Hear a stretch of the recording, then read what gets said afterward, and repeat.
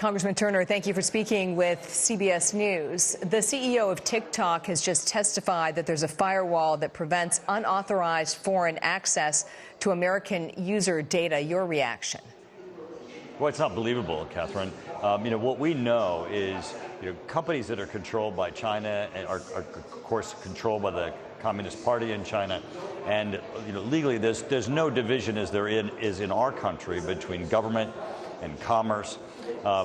This really is something that everyone should be concerned about, because whenever they download the TikTok app, they are surrendering access to data and information that could go right into the hands of the Communist Party in China. Can TikTok take any steps that will resolve your national security concerns? I think it pretty much has to be the divestment for my concerns to be addressed. Are you saying the sale of TikTok would be enough to satisfy your national security concerns? Well, it depends, of course, as to who it has control. And then in that, there certainly have to be concerns of looking at data privacy, how they're restructuring, how they're going to be employing algorithms. But basically, the issue is control. Divestment satisfies the issue of control, and I think that's why both the Trump administration and the Biden administration have looked at pursuing requirements of divestiture. Is the banning of TikTok in the U.S. inevitable? I can't believe that they would be able to continue to operate in the manner in which they are long-term, yes. So you see short-term, you see a ban as possible, even likely in the short term? I do believe that that a divestiture, a ban, something will happen to have to address this issue, because it is far too great of a security concern. You're seeing governments beyond just our own ban the use of the TikTok app on their government equipment. That's because they on their own have come to the determination that that app represents a security threat to their nation and to their nation's data. Individuals should be making the same conclusion, that this is a risk to them also. Based on the briefings you receive and without getting into classified information, how much damage has been done to American user data by TikTok? I think it's more of a vulnerability than damage, but I do think that there is a rising damage that we have to be concerned about that certainly has national security implications. Without getting into classified information, is there strong evidence that TikTok is spying on American citizens?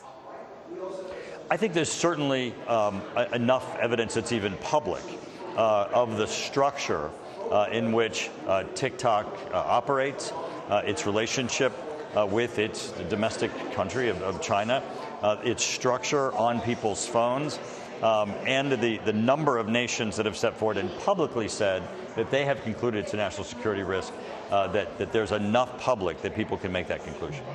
Does the intelligence indicate that the TikTok user data is being shared with or accessed by the Chinese Communist Party? I really can't go into what the intelligence shows other than those statements that have been made public. Is there any distinction or separation in your mind between TikTok and the CCP, the Chinese Communist Party? I believe there's not a separation. I want to turn now to COVID-19 declassification. President Biden has signed a law on the declassification of the COVID origins intelligence. What will the public learn about these competing theories, an accidental lab leak versus transmission through an infected animal? Yeah, I think that they're going to see that there is substantial evidence concerning a lab leak, and that there's only speculative evidence with respect to a natural occurrence. And this is going to be very different than what people concluded upon reading the declassified material that the administration has released. This is going to, I think, help people become informed as to really where else the investigations need to go, and that there is significant information that we have that would lead people to the conclusion, as Director Wray has said of the FBI, that it is his conclusion that it would be a lab leak in origin. In January of 2021, the State Department said several researchers at the Wuhan Institute of Virology had become ill with COVID-like symptoms. And the timing matters because it was the fall of 2019 before the first COVID case was identified. Is it important to know about these researchers who became ill with COVID-like symptoms in 2019 at the Wuhan Institute of Virology and the nature of their work and who they were working for?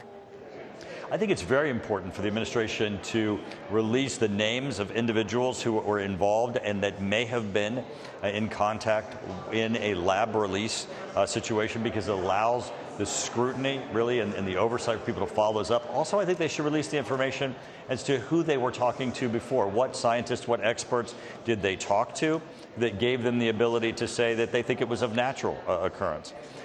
Those types of names, information, dates, data that have not been made public, I think will allow for greater scrutiny, really, of this whole incident and what the administration needs to do next. And just to be clear on that point, you're talking about outside scientific advisors who were advising the administration on the origins question. So you're in favor of having that information made public? Absolutely.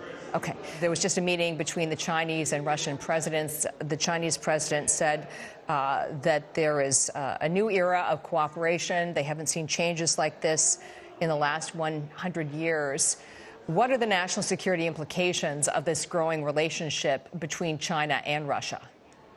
Catherine, I'm glad you're asking this, because I think that the media has skipped over this statement from President Xi of the biggest change in 100 years. That 100 years back, by the way, would be World War I and World War II.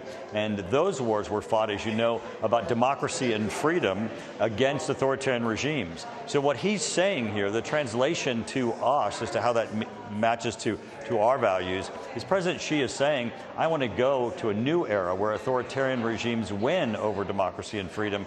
That's essential for us to double down, and we're going to make certain that we make certain our military is strong, that we rise to this occasion of challenge, and that we ensure that they don't get the change that they're asking for. Congressman Turner, thank you for speaking with CBS News. Thanks, appreciate it.